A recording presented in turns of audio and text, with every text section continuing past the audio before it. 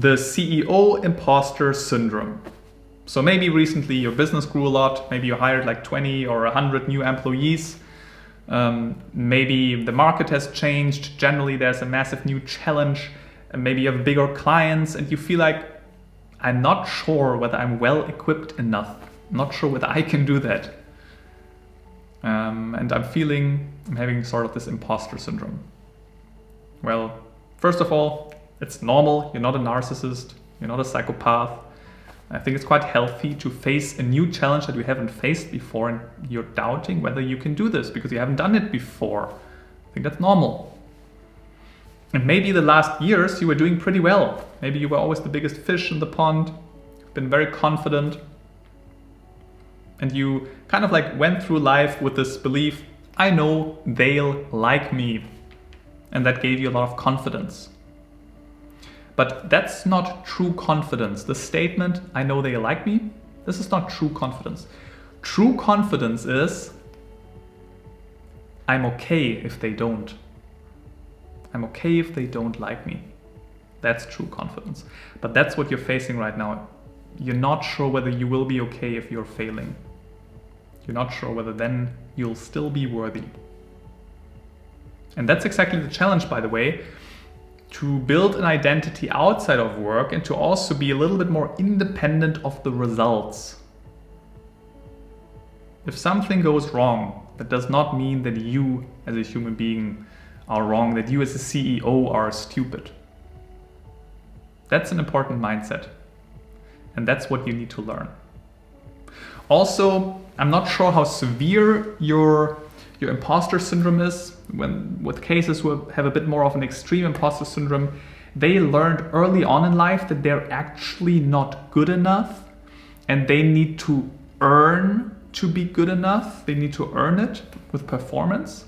And then over the years, they perform very well and they just become this workaholics and always seek the next challenge to just finally then feel good enough.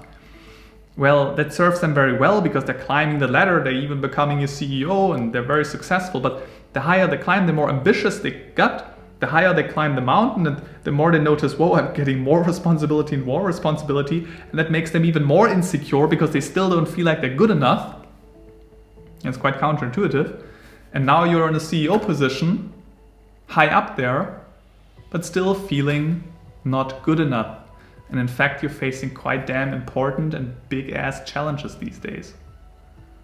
And that's scary. And that makes you feel like you're not good enough. And you're not good enough if they don't like you, because you still haven't felt this deep feeling of self-esteem. And if that's the case, we need to go back into the past and figure something out there. Because all the success, even if this challenge will be overcome, you never really truly feel like you're good enough. And that's what needs to be resolved by taking a closer look of the origin. It often helps. It's not always necessary to go back into the past, but sometimes it could be. And that needs to be figured out by you right now. Where is this coming from? Where am I attaching myself too much to the outcome? And the outcome, in a sense, really means and it decides on my self-worth.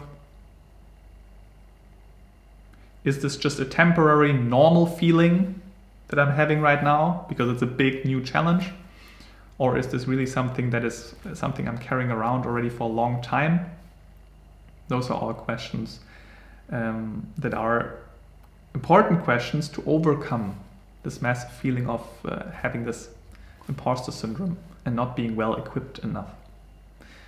If you want to figure this out together, you could actually press the link below this video in the description box below and just schedule a call with me. It's a free call. You simply get to know each other. We can even work out a custom strategy for you already. Become a bit more clear, because this video is a big picture video, but in this call we become a little bit more clear what is probably the root cause, what would be the next steps, how can you overcome that, so what would be the tangible strategies for you individually, and then at the end you can also always make a decision whether you want to work together or not, but this first call will be always for free. So let's talk. The stakes are high. I mean, you're the CEO. This is probably the most important position in the business. I'm not saying that you're the only important person here. There are a couple of people in the business. If they fail, the business will probably also fail or will actually suffer a lot. But your position is very crucial. Let's face it, it's just the way it is. You're the CEO. So let's work on that.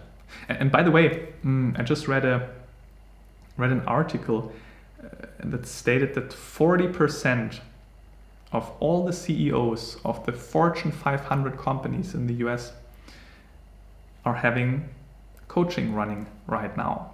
It's almost every second CEO of the most successful businesses, 500 businesses in the US. There must be something truthful to that. And if you didn't get coaching so far, let's give it a try. Let's talk.